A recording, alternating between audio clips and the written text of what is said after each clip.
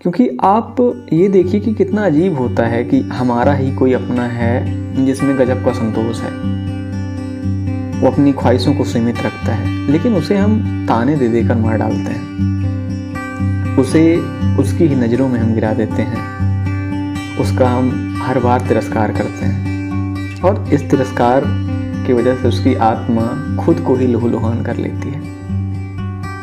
वो जिस सुकून और जिस संतोष की तलाश में हम दिन रात भटकते हैं वह उस व्यक्ति के अंदर है जिसे हम ताने दे रहे हैं। पाना हम भी वही चाहते हैं, संतोष की जीवन में एक सीमित चीज़ें आ जाएं, हम संतोषी हो जाएं, जितने पैसे मिल रहे हैं, जितना हम कमा रहे हैं, जितना हम पढ़ रहे हैं, जितना हम सीख रहे हैं, उतने में ही संतोष रहे हैं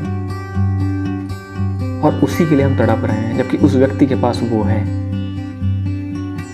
तो इस संतोष, इस सुकून का रास्ता उस व्यक्ति से हम सीख सकते हैं कि भाई कैसे इस तरह से खुश रहा जा सकता है, कम ज़रूरतों के साथ कैसे जिया जाता है। लेकिन हम उससे कुछ सीखने के बजाय उसका तिरस्कार करते हैं और एक अपनी ही दुनिया, एक अलग अंधी दौड़ में जिसमें हम खुद को ही दौड़ा रहे हैं। और हकीकत ये है कि आपको कुछ हासिल भी नहीं होना है उसमें। आप पैसे कमा सकते हैं क्योंकि पैसे कमा लेंगे तो लोग आपकी इज्जत करेंगे, लेकिन जो संतोष का भाव, जो सम्मान का भाव है, वो पैसे से नहीं खरीदा जा सकता है। हम बस एक झूठी शान चाहते हैं कि हमारे पास कोई अच्छी गाड़ी हो जाए, अच्छा बंगला हो जाए, ये हो जाए, वो हो जाए और उसके बाद हमें संतोष मिलेगा, लेकिन ऐसा बिल्कुल नहीं होता। आप जितना आगे बढ़ेंगे उतना ही आगे बढ़ने की ख्वाहिशें भी आपकी बढ़ेंगी।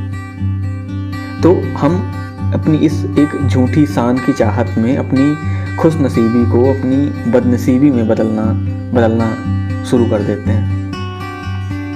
और इसकी एक वजह ये भी है कि हम केवल खुद की भावनाओं को समझते हैं। हमें लगता है कि हम सही हैं, हमें देखना ही नहीं चाहते कि सामने वाला व्यक्ति सही है कि नहीं। हमें केवल और केवल अपनी भावनाओं की परवाह है। आप ऐसे समझिए कि आपका कोई मित्र है और आप हैं किसी परीक्षा का, कोई परीक्षा आपने दी, उस परीक्षा में एक जो आप हैं आप पास हो गए हैं, लेकिन आपका मित्र उसमें फेल है। तो उस रिजल्ट के बारे में जो धारणा आपका फेल मित्र बनाएगा उससे विपरीत आप बनाएंगे, क्योंकि आपके दोस्त की भावनाएं अलग हैं, क्योंकि वह उसमें फेल हो गया है, वो उसमें कमियां निकाल सकता है। आप उसमें चूंकि पास हुए हैं तो आप अपनी मेहनत का वो दिखाएंगे कि भाई हमने बहुत मेहनत की है। तो हम खुद की भावनाओं पे रहते हैं, खुद का अपना एक हम लोग एक नज़रिया बनाते हैं और ज़रूरी नहीं है कि आपके उस नज़रिए से सब लोग खुश ही होंगे। कोई दूसरा कठोर होकर भी सही हो सकता है अगर वह अपनी खुद की गलती पर भी उतनी ही कठोरता से पेश आता है जितना कि वह खुद की दूसरों की गलती में आता है। हमारा सही होना, हमारा गलत होना, किसी का ज़्यादा पैसे कमाना, किसी कम पैसे कमाना मायने रखता है कि आप खुश हैं या नहीं हैं।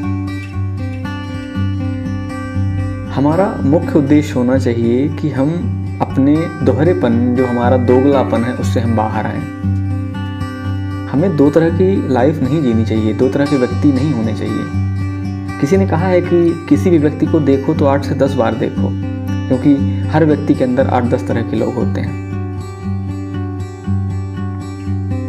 तो आप भावनात्मक रूप से कैसे हैं वो आपकी अपनी भावना है, आपका अपना पर्सपेक्टिव है किसी पॉइंट को लेके। लेकिन जो व्यक्ति संतोषमय है, जिसके अंदर संतोष है, जो खुश है, तो उसे तो आप ऐसा मत करिए कि उसे अपने ही संतोष, अपने ही इस गुण के कारण खुद के मन में निकृष्टता का भाव आ जाए। कुल मिलाकर बात ये है कि हमें सामने वाले की स्थिति परिस्थिति को देखना चाहिए, सामने वाले से हमें सीखना चाहिए, क्योंकि उसके पास संतोष का वो गुण है जो हम खुद जानना चाहते हैं, खुद पाना चाहते हैं। हम YouTube पे स्क्रॉल कर रहे हैं कि खुश कैसे रहें। हम उस व्यक्ति से नहीं पूछेंगे जो वाकई में खुश है। हम रील्स देख रहे हैं, ये कर रहे हैं, तो क्षणिक रूप से तो आप खुश हो सकते हैं ना। आप देख सकते हैं कि हाँ, अरे वाह क्या बात है, हंस लिया आपने, लेकिन आंतरिक खुशी, जो संतोष का भाव है, वह भी आपके अंदर होना चाहिए। और एक बात और आप ध्यान दें कि बहुत सारी सामाजिक बुराइयां जो हैं तो वो यदि आप एक के अंदर संतोष का गुण है तो वो बुराइयां भी खत्म होंगी। जैसे सबसे बड़ी बुराई आप देखेंगे दहेज प्रथा, कई जगहों पे बहुत ज़्यादा इसका प्रचलन है, कई जगह पे कम प्रचलन भी है। लेकिन यदि आपके अंदर संतोष का गुण है, आपके परिवार में संतोष का गुण है, तो एक अच्छे रिश्ते को आप बना सकते हैं।